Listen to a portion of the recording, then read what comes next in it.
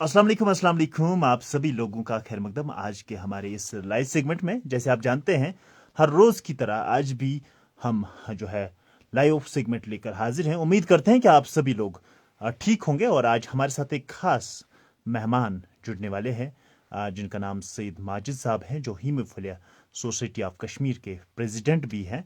और उनसे आज बात करेंगे। और ये एक लाइव सेशन जो आज का है काफ़ी जो है इंटरेस्टिंग होने वाला है। मैंने पहले कहा आज हमारे साथ एक खास मेहमान जुड़ने वाले हैं जिनका नाम सईद माजिद साहब है। और सईद माजिद साहब की अगर हम बात करें, हीमोफीलिया सोसाइटी ऑफ कश्मीर के प्रेसिडेंट हैं और खुद भी एक हीमोफीलिया के पेशेंट हैं। और जो है अपनी जान की परवाह किए बगैर लोगों के लिए काम कर रहे हैं एक पूरी कंट्री। सईद माजिद साहब और सईद माजिद साहब अभी कुछ ही देर में हमारे लाइव सेशन में होंगे और उनके साथ आज बात करेंगे। और जैसे मैंने पहले कहा आज हमारे साथ खास मेहमान जुड़ने वाले हैं जो एक इंस्पिरेशन है हमारी पूरी मुल्क के लिए, खासकर वादी कश्मीर के लिए भी। अस्सलाम वालेकुम। जी अस्सलाम वालेकुम इरफान साहब। वालेकुम सलाम। जी कैसे हैं आप? जी जी बिल्कुल ठीक। चलिए, बहुत बहुत शुक्रिया आप हमारे प्रोग्राम में आए। आपने आप जो है अपना कीमती टाइम आज निकाला, बहुत बहुत शुक्रिया। सईद माजिद साहब, जैसे हमने पहले ही कहा, सईद माजिद साहब हमारे जो है प्रेसिडेंट है हीमोफीलिया सोसाइटी ऑफ कश्मीर के। सईद माजिद साहब, बहुत सारे कम लोग जानते हैं हीमोफीलिया के बारे में। आज सबसे पहले आप जो है खुद ही बता दीजिए हीमोफीलिया क्या चीज है। जी इरफान साहब, पहले आपका शुक्रिया, आपने मुझे अपने प्रोग्राम में मदऊ किया। और ये जो हीमोफीलिया है ब्लीडिंग डिसऑर्डर डिजीज है। और जी इसमें तीन कैटेगरी आती है, लेकिन सिम्टम्स जो है वो सेम होते हैं, हीमोफीलिया ए, बी और सी। हीमोफीलिया जी बी और सी में फीमेल्स भी होते हैं, जबकि हीमोफीलिया ए में ये मेल को होता है। ये डेफिशिएंसी फैक्टर 8 की डेफिशिएंसी होती है हीमोफीलिया ए को। जी हीमोफीलिया बी 9 जिनको फैक्टर 9 की डेफिशिएंसी होती है, और हीमोफीलिया सी जिनको वॉन विली ब्रांड और फैक्टर 7 की डेफिशिएंसी होती है, और बाकी फैक्टर्स की डेफिशिएंसी होती है, लाइक फैक्टर 5 और 10 और 13। और इनमें ब्लड क्लॉटिंग फैक्टर जो होता है वो मिस होता है। इनका जो ब्लड है वो क्लॉट नहीं हो जाता है। और इन पेशेंट्स में जिनको सीवियर हीमोफीलिया होता है उनको स्पॉन्टेनियसली ब्लीड होता है। उसका कोई ऑब्वियस रीजन नहीं होता, कहीं भी ब्लीड हो सकता है, किसी भी ऑर्गन में, जॉइंट्स में। ज्यादातर 80% जॉइंट्स में ब्लीड होता है। और उसके लिए इनको एक मेडिसिन आती है जिसको एंटी हीमोफिलिक फैक्टर कहा जाता है। और उससे वो उनका ब्लीड जो स्पॉन्टेनियस होता है वो कंट्रोल हो जाता है। या अगर हम जी। प्रोफाइलैक्सिस उनको देंगे हफ्ते में 3 बार या 2 बार, तो इन पेशेंट्स की लाइफ जो है वो नॉर्मल गुजरेगी उससे। तो माजिद साहब, ये जानने की कोशिश करेंगे कितने सारे पेशेंट हैं वादी कश्मीर में, क्योंकि बहुत सारे कम लोग जानते हैं हीमोफीलिया के बारे में। तो कितने सारे पेशेंट हमारे वादी कश्मीर में हैं और क्या ये पेशेंट सरवाइव कर पा रहे हैं हमारी वादी कश्मीर में? इस बारे में हमें बता दीजिए। जी इरफान साहब, हमारी वादी में 370 पेशेंट है, 370 पेशेंट्स। और जबकि जम्मू में 160 पेशेंट्स है। 160 से ज्यादा जी ही होंगे वहां पर। लास्ट ईयर का मैं फिगर बता रहा हूँ जो जम्मू का था। तो ये सरवाइव, इससे पहले की बात मैं करूंगा, जब तक कि ये मेडिसिन अवेलेबल नहीं होता था यहाँ पर, एंटी हीमोफिलिक ड्रग जो कि लाइफ सेविंग मेडिसिन है, सरवाइव करना मुश्किल होता था। क्योंकि मैंने पहले ही आपको बताया कि जो स्पॉन्टेनियस ब्लीड होता है उसमें लाइफ थ्रेट ब्लीड भी हो सकता है इनको, जिसके 20% चांसेस होते हैं इन पेशेंट्स को, जिसमें इंट्राक्रेनियल ब्लीड हो या ऐसी ब्लीड जिसमें सोस हिमोटोमा हो, जीआई ब्लीड वगैरह, ये सब नेक ब्लीड, ये सब लाइफ थ्रेट ब्लीड होता है। और जबकि आज एंटी हीमोफिलिक फैक्टर मिलता है इनको, जो कि एक मेडिसिन है, तो उससे ये जो लाइफ थ्रेटनिंग ब्लीड है वो रिड्यूस हो चुका है। तो जी उसमें बहुत हद तक कमी वाकया आ चुकी है, और ये नॉर्मल लाइफ बिल्कुल गुजार सकते हैं अगर इनको ये मेडिसिन अवेलेबल हो। और आजकल लॉन्ग एक्टिंग मेडिसिन जो फैक्टर है वो भी आ चुके हैं, मोनोक्लोनल एंटीबॉडीज भी आ चुके हैं फैक्टर के अलावा, जिससे इनकी लाइफ बिल्कुल चेंज हो गई है। जी, हमारे साथ जैसे मैंने पहले ही कहा सैयद माजिद साहब जुड़े हैं, और सैयद माजिद साहब प्रेसिडेंट है हीमोफीलिया सोसाइटी ऑफ कश्मीर के, और खुद भी हीमोफीलिया के पेशेंट है।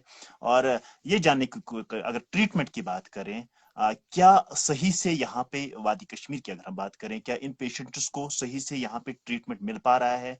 कौन से मुश्किलात का सामना करना पड़ता है यहाँ के पेशेंट्स को? उस हवाले से हमें बता दीजिए। जी इरफान साहब, अगर हम कम्प्रहेंसिव ट्रीटमेंट की बात करें तो कम्प्रहेंसिव ट्रीटमेंट अवेलेबल नहीं है। 2010 में हम जम्मू कश्मीर हाई कोर्ट में पिल फाइल की, पब्लिक इंटरेस्ट लिटिगेशन, जिसके जरिए जिसके तहत ये मेडिसिन फिर दिया गया। जब हमने वो पिल जीती तो फिर एंटी हीमोफिलिक अवेलेबल कराया गया हाई कोर्ट की हिदायत के मुताबिक। जम्मू मेडिकल कॉलेज और श्रीनगर मेडिकल कॉलेज में ये देना स्टार्ट हो चुका था। लेकिन उसके बाद मतलब उसके लिए बहुत रेयर, बहुत कम फंड्स हुआ करते थे पहले, बहुत कम, और जिस के बिना पर पेशेंट्स को पूरी तरह ट्रीटमेंट नहीं मिलता था। पेशेंट्स को मतलब 2 महीने 3 महीने फैक्टर अवेलेबल रहता था, उसके बाद नहीं रहता था। उस दौरान पेशेंट्स को क्या देना पड़ता था, वो ऑल्टरनेटिव होता है एफएफपी, जो कि एक प्लाज्मा सेल होती है, ब्लड सेल होती है, जिसको एफएफपी फ्रेश फ्रोजन प्लाज्मा कहते हैं, वो दिया जाता था।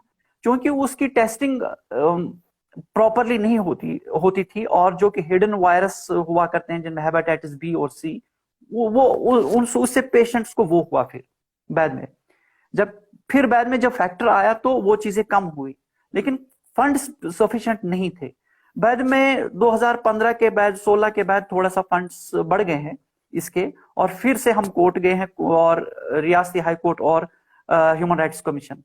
तो ह्यूमन राइट्स कमीशन के नोटिस के बाद फंड्स जो है इंक्रीज हुए। तो जाहिर सी बात है, जब फंड्स इंक्रीज हुए तो फैक्टर भी, तो हमारा ट्रीटमेंट सेंटर है एसएमएच हॉस्पिटल में, वहां फैक्टर भी अवेलेबल होता था। लेकिन इसमें बदकिस्मती की एक बात है कि जो फैक्टर परचेज करते हैं वो मेडिकल कॉर्पोरेशन करते हैं उस टेंडर बेसिस पर, वही फिर प्रोवाइड और सप्लाई करते हैं जीएमसी श्रीनगर को। लेकिन पहले जीएमसी श्रीनगर से एक रिक्विजिशन जाती है कि हमें इन ये फैक्टर, चाहे फैक्टर 9, फैक्टर 8, फैक्टर 7 और इनहेबिटर, जिन पेशेंट्स को फैक्टर काम नहीं करता है, इनहेबिटर डेवलप हो जाते हैं बॉडी के अंदर, उनको बाईपासिंग एजेंट फैक्टर लगते हैं। तो उसके लिए एक रिक्विजिशन जाती है। जी, अगर मेडिसिन की बात करें, हमारी जो यहाँ पे वादी कश्मीर में हॉस्पिटल्स हैं, जो बड़े हॉस्पिटल सिकम्स की बात करें या एसएमएचएस की बात करें, तो क्या वहां पे ये एंटी हीमोफिलिक फैक्टर अवेलेबल है? क्या एक पेशेंट को इजीली मिल पाता है, या फ्री में, या उसको पेमेंट करनी पड़ती है? इस बारे में हमें जो है बता दीजिए। जी, वही मैं कह रहा हूँ। सबसे पहले मैं आपको ये बताऊं कि वो फ्री में मिलता है। जब रियासती हाई कोर्ट में हम गए तो उसका डिसीजन आया, उसके बाद ये फ्री मिलना स्टार्ट हो चुका पेशेंट्स को। लेकिन इससे पहले कुछ पेशेंट्स जो अफोर्ड करते थे वो परचेज करते थे। ये अफोर्डेबल ड्रग नहीं है, ये काफी एक्सपेंसिव है। तो मैं आपको एक एग्जांपल दे दूंगा, जिनको अगर किसी को नी जॉइंट में ब्लीड हुआ तो कम से कम 50,000 का फैक्टर उसको लगेगा रिकवर होने में, और यही ब्लीड महीने में सीवियर पेशेंट्स को 4 से 5 बार भी हो सकता है। तो उसके बाद दूसरी किस्म की ब्लीड जो होती है उसमें बहुत ज्यादा फैक्टर लगता है। तो मैं ये कह रहा था कि जो ये मेडिकल कॉर्पोरेशन फैक्टर परचेज कर रहा है, जब रिक्विजिशन यहां से जाती है, फिर वहां से वो परचेज करते हैं टेंडर बेसिस पर, लेकिन वो डिले टैक्टिक्स का मसला बीच में आता है। उसके चलते पेशेंट्स की जिंदगी को बहुत खतरा लाहक हो जाता है, जबकि उनको बहुत टाइम लगता है प्रोक्योर करने में मेडिकल कॉर्पोरेशन को, 2 महीने 3 महीने। उसके बाद मुझे लगता है कि अननेसेसरी वो टेस्टिंग ये करना है, जबकि फॉरेन ड्रग कुछ ऐसे होते हैं जिनको लिखा होता है, जिनको यहाँ टेस्टिंग फैसिलिटी नहीं होती है इंडिया में, और बाकी स्टेट्स में स्मूथली चल रहा है। उनको पता है, वो कंपनी की बेसिस पर ही जो उनका इन हाउस रिपोर्ट होता है उस बेस पर ही प्रोवाइड करते हैं। लेकिन यहाँ पर बदकिस्मती की वजह से ये समझ से बालातर है, इसमें हम समझने से कासिर रहे हैं। आज तक कि ये अननेसेसरी इतना टाइम क्यों लगाते हैं, जिससे पेशेंट्स की लाइफ को बहुत खतरा लाक रहता है, और जॉइंट ब्लीड जो होता रहता है उससे उनके जॉइंट जो खराब हो जाते हैं, डिसेबिलिटी बढ़ जाती है और बोन डिफॉर्मिटी होती है, तो वो होता रहता है। जी तो हम उसके लिए जैसे हम मैंने पहले ही कहा जी जी कि हमारे साथ सईद माजिद साहब जुड़े हैं, और सईद माजिद साहब की हम बात करें, प्रेसिडेंट हैं Kashmir haemophilia society of Kashmir के, और खुद भी हीमोफीलिया के पेशेंट रहे हैं, और बहुत ही अच्छा इन्होंने किया है for the welfare of the haemophilic patients. तो बहुत ही काम कर रहे हैं। माजिद साहब ये बताइए कि जो हीमोफीलिया सोसाइटी ऑफ कश्मीर जो आपने एक रजिस्टर्ड ऑर्गेनाइजेशन बनाई है, इस ऑर्गेनाइजेशन का क्या काम है? क्या इन पेशेंट्स को इस ऑर्गेनाइजेशन के जरिए कोई जो है मदद मिल पा रहा है? इस हवाले से हमारे जो नाज़रीन को बता दीजिए। जी इरफान साहब, पहले मैंने आपको बताया जिस दौरान फैक्टर अवेलेबल नहीं होता है, या डिले हो जी जाए या फंड्स रिलीज होने में ताखीर हो जाए, तो सबसे पहले हीमोफीलिया सोसाइटी कश्मीर क्या करती है कि इमरजेंसी बेसिस पर उन पेशेंट्स के लिए जिनको लाइफ थ्रेट ब्लीड हो जाता है, उनके लिए फैक्टर अवेलेबल करवाती है। वो हम परचेज करके उनको फ्री ऑफ कॉस्ट दे देते हैं। दूसरा ये कि हम इन पेशेंट्स जो कि बिल्कुल जिनकी हालत नागुफ्तबे है, और जो काफी मतलब जो बयान हम नहीं कर पाएंगे कि उनकी क्या हालत बनी है इस हीमोफीलिया की वजह से उनकी फैमिलीज को, तो उनकी भरपूर मदद कर रहे हैं वो। चाहे वो तालीम के लिहाज से हीमोफीलिया पेशेंट जो तालीम हासिल कर रहे हैं, उनके बहुत सारे चिल्ड्रन बच्चे हैं उनमें उनमें कोई 20 से ज्यादा बच्चे जिनके तालीमी अखराजात हम पूरा कर रहे हैं। और इसके अलावा जो रिक्वायरमेंट्स होती है उनको डेली रिक्वायरमेंट्स या मंथली बेसिस पर जो रिक्वायरमेंट्स होती है इन फैमिलीज को, बहुत सारी फैमिलीज है उसमें 80% फैमिलीज जिनको हम माली मावनत भी करते हैं, या वो डेली कमोडिटीज जो भी उनकी जी रिक्वायरमेंट जी। रहती है वो हम फुलफिल करने की बहुत हद तक कोशिश कर रहे हैं। जी चलिए, बहुत अच्छी बात है। हीमोफीलिया सोसाइटी ऑफ कश्मीर एक ऐसी ऑर्गेनाइजेशन है जो इन पेशेंट्स की मदद करते हैं, और मैंने पहले ही कहा बहुत सारे कम लोग जो हीमोफीलिया के बारे में जानते हैं, बहुत हमें ज्यादा अवेयरनेस की जरूरत है। तो कहीं ना कहीं जो है ये जो है, क्या आपको लगता है कि गवर्नमेंट पे रेस्पॉन्सिबिलिटी है कि वो जो है इनके वेलफेयर के लिए काम करे, जो पेशेंट्स है यहाँ पे, जो हीमोफीलिया के पेशेंट्स है, जिनको बहुत ही दिक्कतों का सामना करना पड़ता है? तो क्या क्या करने की जरूरत है? कौन कौन सी सजेशंस आपकी होगी गवर्नमेंट के लिए, एडमिनिस्ट्रेशन के लिए, ताकि जो हमारे हीमोफीलिया के पेशेंट्स है इनको जो है मुश्किलात का सामना ना करना पड़े? सबसे पहले मेडिकेशन की मैं बात करूं जो कि लाइफ सेविंग मेडिसिन है, तो हमारा जो मुतालबा है, जो डिमांड रही है कि वो मेडिकल कॉरपोरेशन जो है इसमें से ये एग्जिट किया जाए, और मेडिकल कॉलेज श्रीनगर को या जम्मू को ही ऑथराइज किया जाए कि वो परचेज करके अवेलेबल करा सकेंगे, जिससे टाइम पर इनको मेडिसिन मिले और मेडिसिन की किल्लत ना हो जाए। मेडिसिन 24/7 रहना चाहिए जो कि लाइफ सेविंग ड्रग है।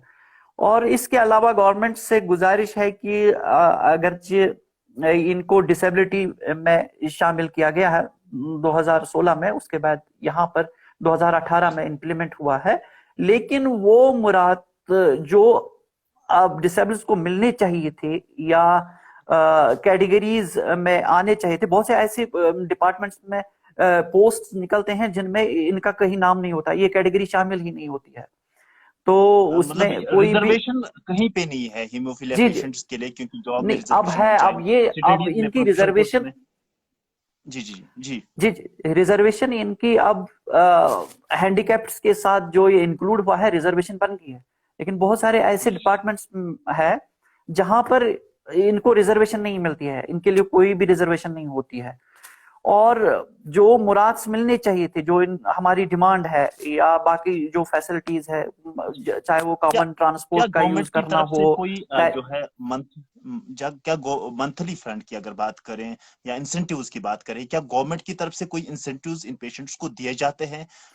जी जी जी जैसे कि हमारे बहुत सारे सोशल वेलफेयर डिपार्टमेंट है जो लोगों के वेलफेयर के लिए बना है, या बाकी सारे डिपार्टमेंट्स हैं जो लोगों के लिए वेलफेयर के लिए बने हैं, तो क्या इन डिपार्टमेंट्स की तरफ से इन पेशेंट्स को, या कुछ एनजीओ जो हमारे वादी कश्मीर में बहुत सारे एनजीओ है, बहुत बड़े एनजीओ है जो काम कर रहे हैं, क्या ये एनजीओज इनको जो है मदद कर पाते हैं, या गवर्नमेंट जो है किसी लेवल पे इनको इंसेंटिव्स दे पा रहे हैं? मैं आपको बताऊं कि जब 2018 से ये इंक्लूड हुआ है डिसेबिलिटी में, तो तब से जिन पेशेंट्स को सर्टिफिकेट डिसेबिलिटी सर्टिफिकेट प्रोवाइड की गई उनको मिल रहा है मंथली। और जिनको अभी नहीं मिल रही है सर्टिफिकेट, जिनकी अंडर प्रोसेस है वो सर्टिफिकेट्स वगैरह, और पहले मैं आपको ये बताना चाहूंगा सर्टिफिकेट्स हासिल करने में भी काफी दुश्वारी पेश आती है इन पेशेंट्स को, क्योंकि अभी भी क्योंकि सर्टिफिकेट जो है वो कंसर्न जो डिस्ट्रिक्ट होता है वहां पर मेडिकल सीएमओ से, चीफ मेडिकल ऑफिसर ऑफिस से ये सर्टिफिकेट मिलती है इन पेशेंट्स को। तो वहां उनको अभी भी नॉलेज नहीं है, या गवर्नमेंट ने ऑर्डर्स उनको नहीं भेजे हैं। तो अभी भी बहुत सारे ऐसे डिस्ट्रिक्ट्स हैं जहां पर पेशेंट्स को वापस भेज दिया जाता है घर के, नहीं नहीं हमारे पास कोई ऑर्डर नहीं मिलेगी, जबकि वाजिया ऑर्डर है, ये अवेलेबल है, नेट पर भी अवेलेबल है। तो बहरहाल जिनको मिल रही है, मैक्सिमम पेशेंट्स को मिली है सर्टिफिकेट, और वो स्टे फंड ले रहे हैं मंथली सोशल वेलफेयर डिपार्टमेंट से। बाकी एनजीओ की आपने बात जो की, वो मदद हम ही कर रहे हैं इन पेशेंट्स को, बहैसियत एक NGO organisation haemophilia society Kashmir, जो भी उनको उनको मतलब 1,000 रुपए जो आज मिलता है वो कुछ भी नहीं है। इनको हीमोफीलिया की मेडिसिन ही सिर्फ जरूरत नहीं होती है, बाकी जो मेडिसिन, बाकी जो अखराजात इनको इनको जो जरूरत होते हैं वो हीमोफीलिया सोसाइटी कश्मीर पूरा करती है, वो हम उठाते हैं वो सब उनके जो अखराजात है बाकी। जी जी, चलिए, बहुत अच्छी बात है कि आप जो है उन्हें मदद कर रहे हैं, ये काफी अच्छी बात है। और मैंने पहले ही कहा, सईद माजिद साहब एक इंस्पिरेशन है हमारी पूरी कंट्री के लिए, जो इन पेशेंट्स के लिए काम कर रहे हैं, क्योंकि बहुत कम लोग जानते हैं हीमोफीलिया के बारे में, बहुत कम नॉलेज है लोगों को। सईद माजिद साहब, अगर हम हेल्थ फैसिलिटीज की बात करें, तो यहाँ के हॉस्पिटल्स में क्या जो हेल्थ केयर की अगर हम बात करें, क्या अच्छे तरीके से जो इस पेशेंट को केयर मिलता है, फैसिलिटीज मिल पा रही है? क्या जो ट्रीटमेंट की अगर बात करें, क्या जो है हमारे इन हॉस्पिटल्स में डॉक्टर्स अवेलेबल है जो कि इनका ट्रीटमेंट कर पा रहे हैं? यहाँ पर सिर्फ जीएमसी श्रीनगर में है इनके लिए हीमोफीलिया डे केयर सेंटर, जहां इनको ट्रीट किया जाता है। लेकिन आपको मैं एक बात बताऊं, बाकी किसी डिस्ट्रिक्ट में नहीं है, क्योंकि ये इसका ट्रीट करना उतना भी आसान नहीं है कि हर डिस्ट्रिक्ट लेवल पर बहुत जल्द ये मुहैया हो सके इनका ट्रीटमेंट। तो मुश्किल जी से ये 2010 में एस्टेब्लिश हुआ यहाँ पर जीएमसी श्रीनगर में, तो वहाँ ट्रीटमेंट इनको मिलना स्टार्ट हो चुका है, जबकि बहुत टाइम तक 2-3 साल तक एक्सपर्ट डॉक्टर्स भी इनके लिए अवेलेबल नहीं होते थे वहां पर। तो उसके बाद जी वहां एक बिल्डिंग प्रोवाइड की गई है, जिसमें एक रूम इनके लिए प्रोवाइड किया गया है, ट्रीटमेंट के लिए मखसूस रखा गया। बदकिस्मती 2014 में जो सैलाब आया है, तो उसके बाद वो उस बिल्डिंग को नुकसान पहुंचा और डिजास्टर मैनेजमेंट ने उसको अनसेफ करार दिया।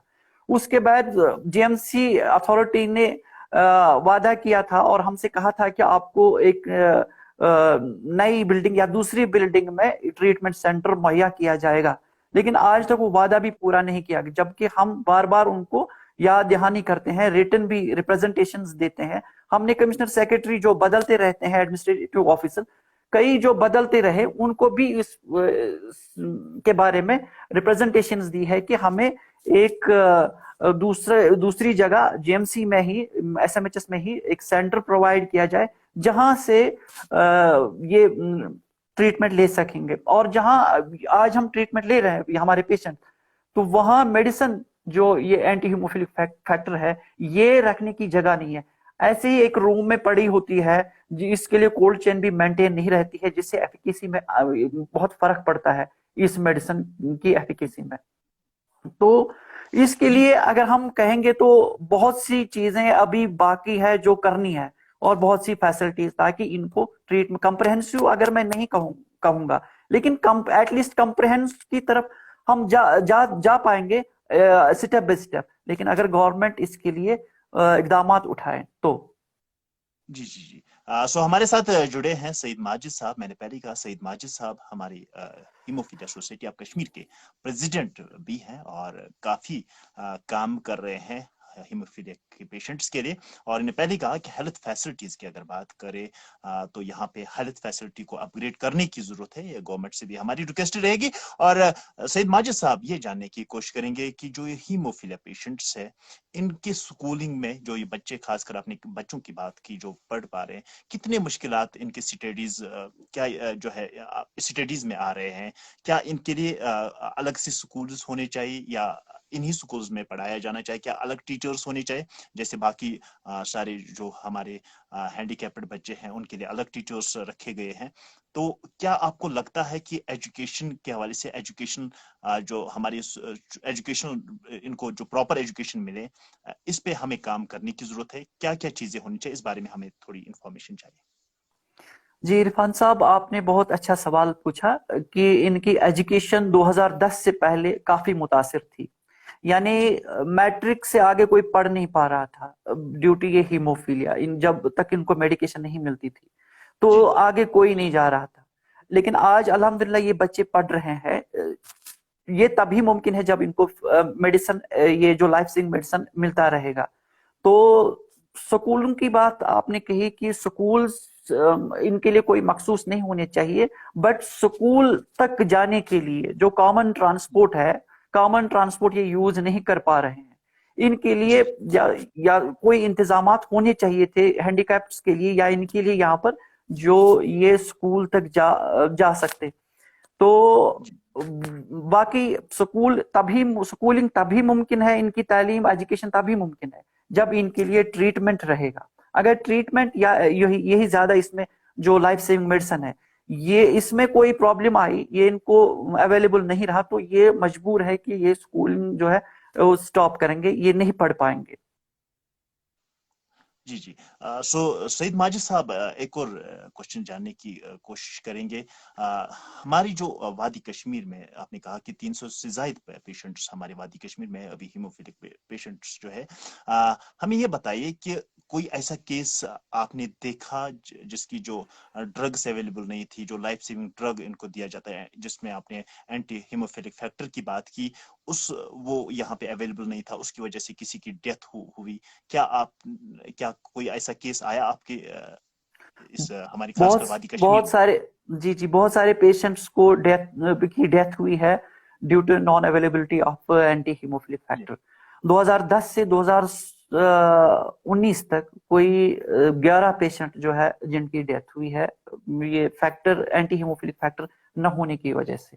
इसमें एक तो डेथ का खतरा बराबर रहता है, दूसरा डिसेबिलिटी का खतरा, जो जो इनके जॉइंट खराब हो जाते हैं, इसमें 80% के चांसेस होते हैं इन पेशेंट्स को डिसेबल होने के, अगर ये एंटी हीमोफिलिक फैक्टर अवेलेबल नहीं रहेगा, अगर इनको टाइम पर नहीं दिया, ऑन डिमांड या प्रोफाइलैक्सिस मुहैया नहीं होगा। जी। तो माजिद साहब, ये जानना चाहेंगे कि कब आपको लगा कि हीमोफीलिया सोसाइटी ऑफ कश्मीर की जरूरत है इन पेशेंट्स के लिए? ये कैसे आपने ये ऑर्गेनाइजेशन बनाई? इस हवाले से हमारे नाजरीन को थोड़ी सी इंफॉर्मेशन चाहिए। हम कुछ मेरे साथ 4 लड़के और हैं, 2005 से हम काम कर रहे थे इस पर, लेकिन रजिस्टर्ड नहीं हुई थी। हम जी हुकूमती इदारों की खाक हम छान मार रहे थे, हर एक डोर हमने नॉक किया है। तो जी हर एक हुकूमत में उनसे रिक्वेस्ट की है कि हमें ये मेडिसिन दिया जाए, जबकि इंडिया के बहुत सारे स्टेट्स में उन दिनों ये मेडिसिन इन पेशेंट्स को फ्री ऑफ कॉस्ट दिया जाता था। तो फिर 2010 में हमने यहाँ पर पिल फाइल की, तो जम्मू में भी पिल फाइल की हुई थी, जिसके बारे में हमको पता नहीं था। जी तो उसके बाद 2016 में हमने रजिस्टर किया। हम ही 5-6 थे जो ये काम कर रहे थे। हमने ये रजिस्टर की, बाज़ाब्ता ये गवर्नमेंट रजिस्ट्रेशन इसको मिली है।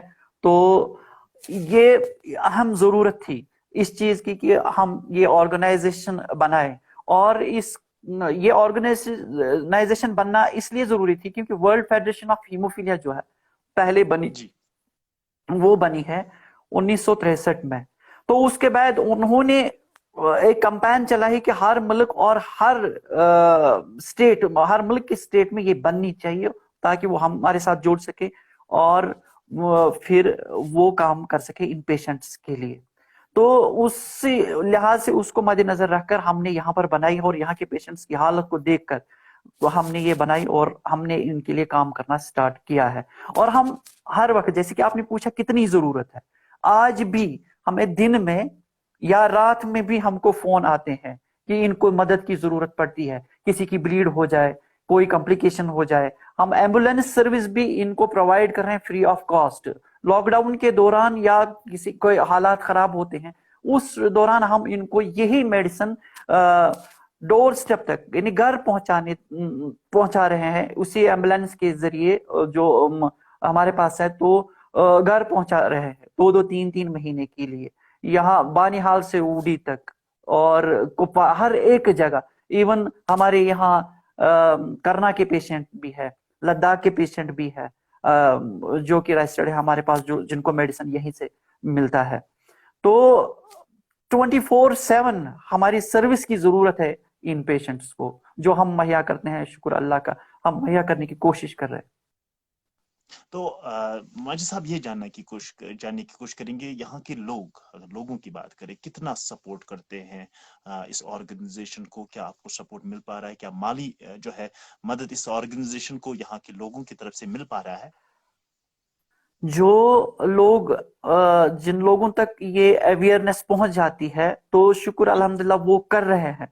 लेकिन यहाँ जी पर जो हमें सपोर्ट मिलती है वो सिर्फ रमजान के महीने में मिलती है, और वो फिर हम बाद में उसी सपोर्ट पर चल रहे हैं। और ये जो मुश्किलात बीच में आते हैं, जो भी मुश्किलात आ जाती है, तो उसको हम एड्रेस कर रहे हैं उसी सपोर्ट के बिना पर। जी। हम मैं शुक्र गुजार हूँ और शुक्रिया अदा करना चाहूंगा उन लोगों का जो हमारी मदद कर रहे हैं, और ताकि हम इनकी मदद कर रहे हैं इन पेशेंट्स की, और इनकी जिंदगी अल्लाह की मदद से, अल्लाह ताला के फजल से जो बेहतर करने की कोशिश कर रहे हैं।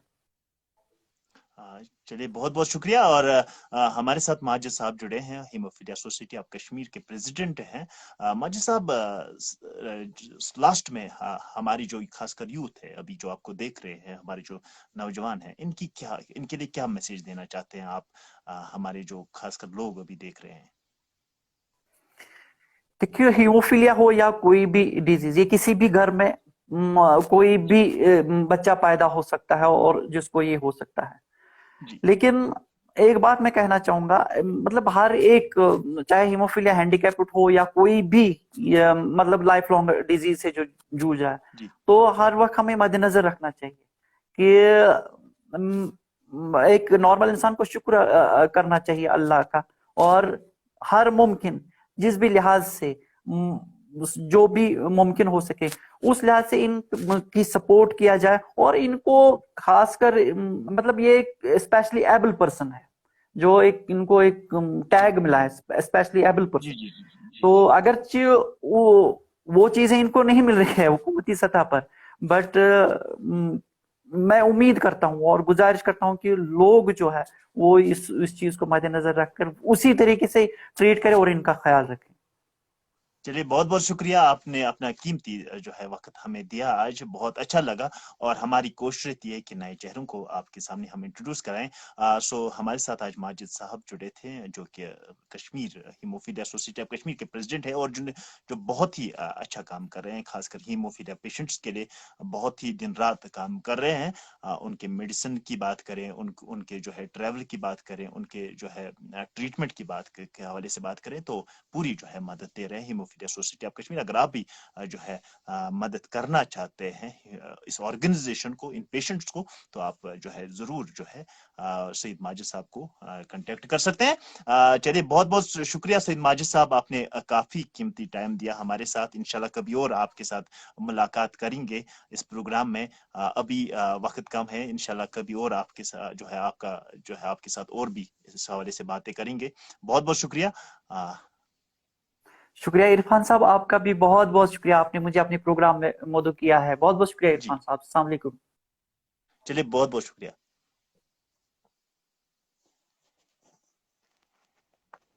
जी, ये सईद माजिद साहब थे, वादी कश्मीर के जो है हीमोफीलिया सोसाइटी ऑफ कश्मीर के प्रेसिडेंट थे, और काफी अच्छी बात इन्होंने कही, और बहुत ही अच्छा काम कर रहे हैं यहाँ के जो हीमोफीलिया के पेशेंट्स हैं उनके वेलफेयर के लिए काम कर रहे हैं। बहुत ही अच्छा लगा, और हमारी कोशिश रहती है कि नए चेहरों को आपके साथ इंट्रोड्यूस कराएं। अगर आप भी हमारे लाइव शो का हिस्सा बनना चाहते हैं तो आप हमें डीएम कर सकते हैं। और इस वक्त हम इजाजत लेंगे आपसे, इंशाल्लाह मिलेंगे, नया चेहरा आपके सामने हाजिर रखेंगे इंशाल्लाह कुछ ही दिनों में, एक किसी और के साथ इंटरव्यू सेशन जरूर होगा। तब तक के लिए दीजिए इजाजत। अल्लाह हाफिज नासिर।